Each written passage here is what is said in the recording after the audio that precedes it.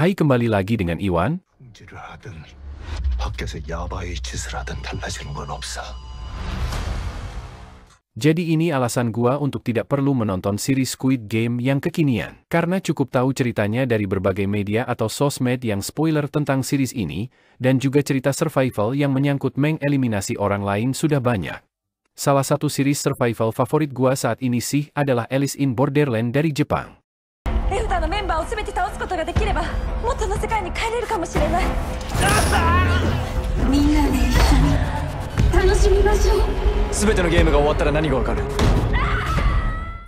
Nah, ini beberapa teori konspirasi yang gua rangkum muncul tentang Squid Game mungkin bisa menjadi alasan bagi sebagian orang untuk tidak menontonnya. Berikut beberapa alasan berdasarkan teori konspirasi yang telah beredar. Yang pertama, dugaan propaganda tersembunyi. Jadi teorinya, beberapa pihak mengklaim bahwa Squid Game adalah alat propaganda budaya yang dirancang untuk menyoroti penderitaan masyarakat di bawah kapitalisme, namun dengan cara yang memanipulasi emosi penonton.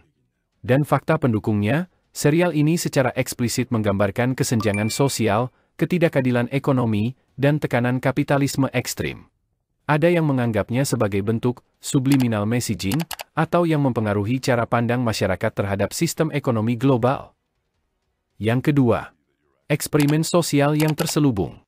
Teori ini, ada yang percaya bahwa Squid Game bukan hanya hiburan, tetapi juga eksperimen sosial terselubung yang dirancang untuk mempelajari respons psikologis dan moral manusia dalam menghadapi situasi ekstrim. Dan fakta pendukungnya, popularitas serial ini menciptakan diskusi besar tentang perilaku manusia, hingga ada pihak yang merasa bahwa respons penonton terhadap serial ini sedang diamati oleh pihak tertentu untuk kepentingan tertentu. Yang ketiga, normalisasi kekerasan. Teori ini, beberapa orang percaya bahwa Squid Game bertujuan untuk menormalisasi kekerasan di masyarakat dan membangun toleransi terhadap adegan brutal melalui hiburan. Fakta pendukungnya, dengan format yang gamblang dan realistis, serial ini memaparkan kekerasan sebagai bagian utama dari cerita, yang mungkin membuat penonton lebih biasa terhadap konten serupa di masa depan. Yang keempat, simbolisme okultisme atau elit global. Nah, ini teorinya, beberapa teori konspirasi mengaitkan Squid Game dengan simbolisme okultisme atau agenda elit global. Misalnya, konsep permainan mematikan untuk hiburan orang kaya sering dikaitkan dengan teori tentang elit yang tidak peduli terhadap kehidupan manusia biasa.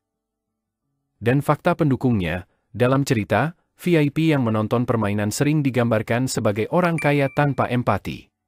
Teori ini sering dihubungkan dengan gagasan konspirasi seperti Illuminati atau New World Order.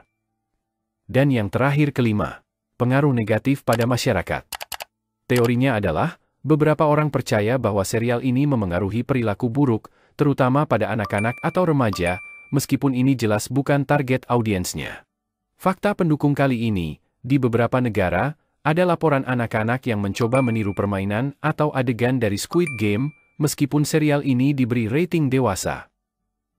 Hal ini memicu kekhawatiran tentang dampak negatif terhadap moralitas dan psikologi generasi muda.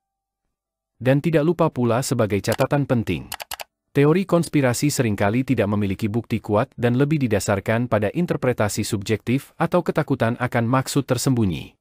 Namun, bagi sebagian orang, teori ini cukup menjadi alasan untuk menghindari Squid Game. Keputusan untuk menonton atau tidak tetap kembali pada preferensi dan keyakinan masing-masing. Thanks, peace.